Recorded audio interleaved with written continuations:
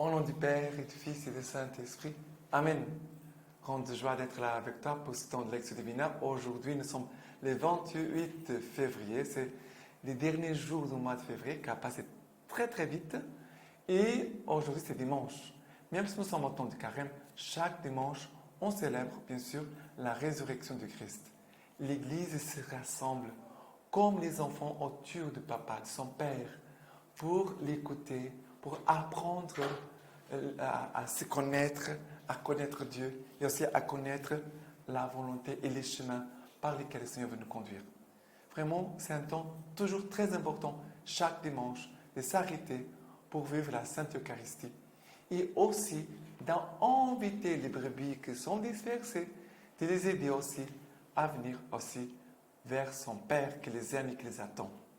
Vraiment, c'est le Père de miséricorde que nous célébrons, qui vraiment vient nous nourrir du corps et du sang de son Fils et aussi de sa parole, qui est une parole de vie éternelle. Alors, c'est dimanche, la première lecture que nous avons, c'est Genèse, chapitre 22, versets 1, 2, 9, 13 et après 15 à 18. Après ces événements, il arriva que Dieu éprouva Abraham. Il lui dit, « Abraham !»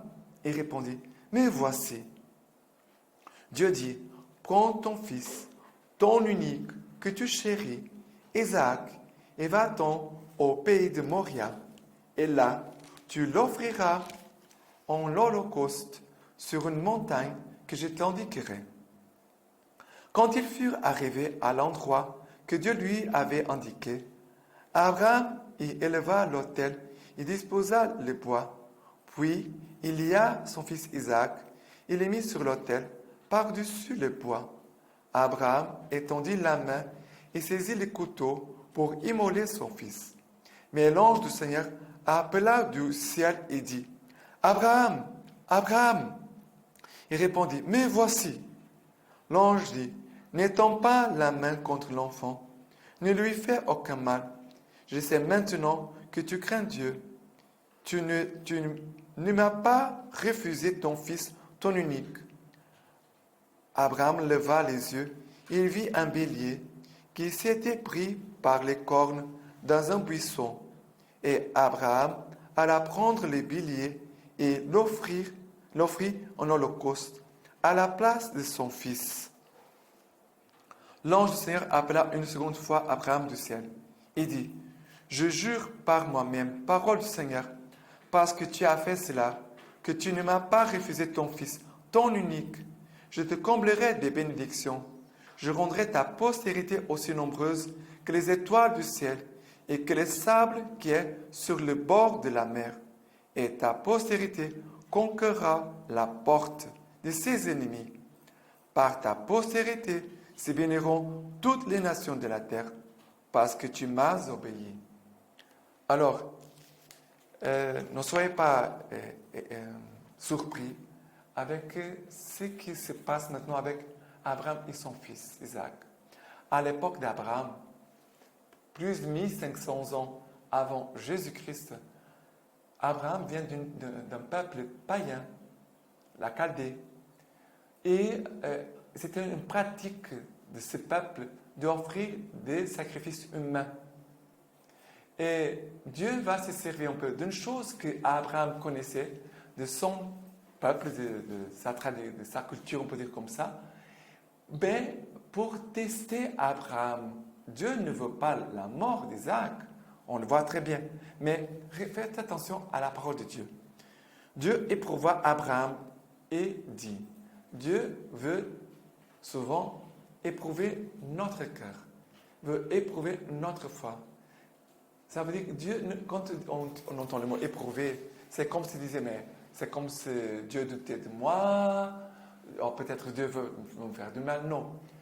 Par cette épreuve, Dieu veut faire grandir Abraham dans la foi, dans la confiance en Dieu, dans l'amour envers Dieu. L'épreuve est là en vue de la croissance de la personne, de sa vie spirituelle. C'est pour cela qu'il existe des épreuves, que Dieu peut permettre des épreuves dans notre vie. Ok? Et Dieu va demander, prends ton fils, ton unique. Et cette expression, prends ton fils, ton unique, ton fils, ton unique. Pour nous rappeler quoi? Que Dieu déjà, à travers Abraham, Isaac, Dieu est en train de nous parler de quelque chose qui concerne Jésus-Christ, le Fils unique, qu'un jour va être offert en sacrifice pour nous. Et si Abraham va vraiment obéir à Dieu, il va se laisser conduire par Dieu. Il est prêt pour sacrifier ce qu'il avait de plus cher pour lui. Ton chéri, il va dire, ton fils, ton Isaac, que tu chéris. C'était la chose la plus précieuse pour Abraham. La chose plus précieuse que Dieu est en train de demander à Abraham. Abraham n'a pas refusé. Et c'est très important. Ne pas refuser. Rien refuser à Dieu. Et après, Dieu va dire, Abraham va dire, me voici. C'est toujours l'attitude de foi. Me voici. Toujours prêt pour Dieu. Attitude de foi, de disponibilité. Me voici. Me voici, me voici, me voici. C'est là aussi la réponse de la Vierge Marie. Me voici. Et après, Dieu va dire, tu n'as pas besoin, ne faire aucun mal à l'enfant. J'ai vu que tu crains Dieu. Tu ne m'as pas refusé ton fils, ton unique. Tu crains Dieu. Tu crains Dieu, ça veut dire que tu aimes vraiment Dieu. Tu as vraiment une grande, extrême confiance en Dieu. Et après, qu'est-ce que c'est beau? Dieu envoie la victime pour le sacrifice. Un bélier. Et on voit déjà que ces béliers, ça va être Jésus-Christ. À la place d'Isaac, ça veut dire à la place de chacun de nous, on peut dire comme ça, c'est l'homme pécheur qui allait mourir. Et ici, quand on voit Isaac, c'est chacun de nous qui allait être offert en sacrifice. Et Dieu dit non, tu ne vas pas mourir, je prends ta place. C'est Jésus, l'agneau de Dieu, qui enlève les péchés du monde. Il prend notre place. Et après Dieu dit, je te comblerai des bénédictions. Je rendrai ta postérité aussi nombreuse que les étoiles du ciel et le sable qui est sur le bord de la mer. C'est vrai, la descendance d'Abraham qui vient jusqu'à aujourd'hui. Nous tous, nous venons aussi de cette descendance d'Abraham, nous aussi. Parce qu'Abraham, c'est notre père dans la foi. C'est le premier qui a dit oui à Dieu. Un oui inconditionnel. Abraham a dit oui. Et un oui inconditionnel, total et définitif. D'accord? C'est très important. Un oui total, inconditionnel et définitif à Dieu. Et par lui seront bénies toutes les générations, toutes les nations de la terre. Bien sûr, surtout par Jésus-Christ. Par Jésus-Christ. Alors, le psaume d'aujourd'hui, c'est le psaume 116. Il dit comme ça, « Je crois lors même que je dis, je suis trop malheureux. » Les psaumes 116, 10, 15, 16, 17, 18 et 19. Voilà. Elle coûte aux yeux du Seigneur la mort de ses fidèles. De grâce, Seigneur, je suis ton serviteur. Je suis ton serviteur, fils de ta servante. Tu as défait mes liens. Je t'offrirai les sacrifices et actions de grâce. J'appellerai le nom du Seigneur. J'accomplirai mes vœux envers le Seigneur. Oui, devant tout son peuple. Dans les parvis de la maison du Seigneur, au milieu de toi, Jérusalem. Ici, il dit, je t'offrirai un sacrifice, action de grâce, j'accomplirai mes vœux. Voilà, quel est le sacrifice que le Seigneur te demande en ce temps de carême? Certainement, il y a des sacrifices que le Seigneur va nous demander à chacun de nous. Alors, c'est important de le faire en action de grâce. Ce que tu offres à Dieu, offre en action de grâce. Non pas par contrainte, non avec un visage triste, offre en confiance, dans un acte d'amour, en action de grâce. Et ça peut toucher plusieurs choses. Non pas des choses que nous allons offrir, parfois ce sont des choses que la vie peut-être va nous enlever. La vie peut-être va nous enlever et on doit offrir. Ne pas dire, ok, on m'a enlevé ça, on m'a enlevé quelqu'un, on m'a enlevé telle chose. Offre tout cela au Seigneur en action de grâce. D'accord? Acceptons les pertes en action de grâce. En sacrifice d'action de grâce. La deuxième lecture d'aujourd'hui, c'est Romains, chapitre 8, versets 31-34. Si Dieu est pour nous, qui sera contre nous? Lui qui n'a pas épargné son propre Fils, mais l'a livré pour nous tous. Comme avec lui, ne nous accorde-t-il pas toute faveur? Qui se fera l'accusateur de ceux qui Dieu a élus? C'est Dieu qui justifie. Qui donc condamnera? Le Christ Jésus, c'est lui qui est mort. Qui dis-je?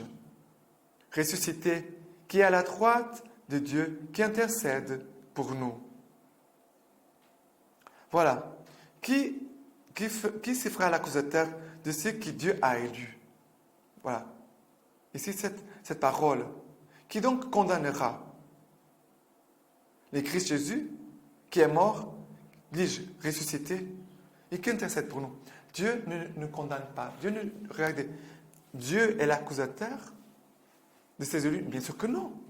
Dieu va nous condamner? Bien sûr que non. Jésus-Christ, qui est mort et ressuscité, et qui intercède pour nous. Jésus, qu'est-ce qu'il fait? Il intercède pour nous, pour que nous puissions vraiment revenir à lui, pour que nous puissions vraiment avoir une confiance absolue en Dieu. Et nous avons besoin d'âmes comme ça. Quand elles parlent, on touche une âme qui a une confiance absolue en Dieu, en toutes choses, non pas seulement dans les bonnes choses, dans les moments de joie, surtout dans le moment difficile. Que le Seigneur nous a donné cette confiance absolue, absolue. Voilà, Dieu est pour nous. Si Dieu est pour nous, qui sera contre nous? Mais on peut garder cette phrase. Dieu est pour moi, qui sera contre moi? Personne. Personne ne pourra être contre moi, contre toi. Dieu est pour nous. Dieu est pour nous. D'accord? Voilà, très important. Gardons cette phrase. Dieu est pour nous. Rien, personne ne pourra être contre nous. Parce que c'est Dieu qui met sa main sur nous. Dieu fait poser sa main sur nous. Sa parole dans notre cœur, qui est puissance de force, de vie, de résurrection. Je ne m'appuie pas sur moi-même, je m'appuie sur Dieu. Dans son élection, et son amour et sa présence en moi, en toi, Dieu est présent en nous. Ok? Maintenant, par rapport à l'évangile d'aujourd'hui, c'est Marc chapitre 9, versets 2 à 10. 6 jours après, Jésus prend avec lui Pierre, Jacques et Jean et les amène seuls à l'écart sur une autre montagne. Il fut transfiguré devant eux et ses vêtements devinrent resplendissants d'une telle blancheur qu'aucun foulon sur terre ne peut blanchir de la sorte. Élie leur apparut avec Moïse et ils s'entretenaient avec Jésus. Alors Pierre, prenant la parole, dit à Jésus, « Rabbi, il est heureux que nous soyons ici. Faisons donc 3 tentes, une pour toi, une pour Moïse et une pour Élie. » C'est qu'ils ne savaient que répondre, car ils étaient saisis de frayeur. Et une nuée survint qui les prit sur son ombre. Une voix partit de la nuée. « Celui-ci est mon fils bien-aimé. Écoutez-le, écoutez-le, écoutez-le. » Soudain, regardant autour d'eux, ils ne virent plus personne que Jésus seul avec eux. Comme ils descendaient de la montagne, il leur ordonna de ne raconter à personne ce qu'ils avaient vu, si ce n'est quand le Fils de l'homme serait ressuscité d'entre les morts. Ils gardèrent la recommandation, tout en se demandant entre eux ce qui signifiait ressuscité d'entre les morts. Et regardez, ici c'est le texte de la transfiguration. Regardez, Jésus est en train de préparer ses apôtres, et surtout ici Pierre, Jacques et Jean, de les préparer pour le mystère de la croix, pour on pourrait dire les scandales de la croix, parce qu'à l'époque Jésus, la croix c'était motif de scandale. Jésus veut les préparer pour ce moment d'épreuve. Jésus veut les préparer. Jésus veut aussi nous préparer pour bien vivre Pâques, le mystère de la mort et de la résurrection de Christ, mais aussi de vivre les mystères des morts et des résurrections que Dieu va nous faire vivre plusieurs fois, plusieurs jours de notre vie. D'accord? Mais qu'est-ce qui se passe? Ici, Jésus, Pierre, Jacques et Jean, ils sont ensemble. Il faut être proche de Jésus. Il faut être là à côté de Jésus, tout le temps. Tes yeux et ton cœur ne peuvent pas s'éloigner de Jésus. Et à ce moment-là, Jésus va se transfigurer. Jésus va montrer ce qui sera la gloire dans le ciel. Ce que nous serons dans le ciel. Et Jésus est en train de montrer. Qu'est-ce qui va se passer après la croix, après la mort? Jésus montre déjà. Pour que les disciples et ses apôtres ne s'arrêtent pas à la souffrance. D'accord? Très important. Et on voit Moïse et Élie, ça veut dire tout l'Ancien Testament sont là aussi pour conduire à le mystère le plus grand de la vie de Jésus-Christ. C'est la passion, la mort et la résurrection. Tout l'Ancien Testament est présent pour nous dire, voilà les mystères les plus grands de notre foi. Et comme nous disons à chaque messe, il est grand les mystères de la foi, les prêtres, il est grand le mystère de la foi, après la consécration. Ok? Et il dit qu'après d'un coup, tout est disparu. Il voit que Jésus seul. Tu dois garder Jésus. Jésus seul. Ne te perds pas avec d'autres choses. Ne te distrais pas avec d'autres choses. Jésus seul. Jésus seul. Ok? Il ne comprenait pas tout. Il ne comprenait pas tout. Mais en faisant ce chemin, avec la parole, avec la contemplation, de regarder Jésus, d'être proche de Jésus, le Seigneur petit à petit va te révéler les secrets de son cœur. Ok? Maintenant, par rapport à la lecture patristique d'aujourd'hui. La transfiguration de Saint Léon le Grand.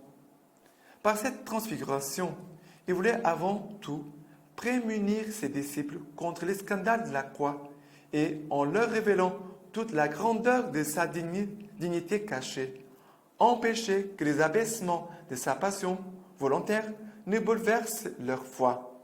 Mais il ne prévoyait pas moins de fonder l'espérance de l'Église en faisant découvrir à tout le corps du Christ quelle transformation lui serait accordée. Ses membres se promettraient de partager l'honneur qui avait resplendi dans leur chef. En effet, Moïse et Élie, c'est-à-dire la loi et les prophètes, apparurent en train de s'entretenir avec le Seigneur. La trompette de l'Ancien Testament et celle du Nouveau s'accordent à la proclamer. Et tout ce qui en a témoigné jadis s'accorde avec l'enseignement de l'Évangile. Les écrits de l'une et l'autre alliance, en effet, se garantissent mutuellement. C'est lui qui les signes préfiguratifs avait promis sous le voile des mystères et montré comme manifeste et évident par la splendeur de sa gloire présente. Comme l'a dit Saint Jean, en effet, après la loi communiquée par Moïse, la grâce et la vérité sont venues par Jésus-Christ. Que la foi de tous s'affermisse avec la prédication de l'Évangile et que personne n'ait honte de la croix du Christ, par laquelle le monde a été racheté. Puisque le Christ a accepté toute la faiblesse de notre pauvreté, si nous persévérons à le confesser et à l'aimer, nous sommes vainqueurs de ce qu'il a vaincu et nous recevons ce qu'il a promis. Qu'il s'agisse de pratiquer les commandements ou de supporter l'adversité, la voix du Père que nous avons entendue tout à l'heure doit retentir sans cesse à nos oreilles. Celui-ci est mon Fils bien-aimé, en qui j'ai mis tout mon amour. Écoutez-le. Celui-ci est mon Fils bien-aimé, en qui j'ai mis tout mon amour. Écoutez-le. Vraiment que nous gardons cette parole du Père, que nous écoutions Jésus-Christ. Je vous laisse la bénédiction par les mains toutes pures de la Vierge Marie. Que Dieu Tout-Puissant vous bénisse et vous garde, le Père, le Fils et le Saint-Esprit. Amen.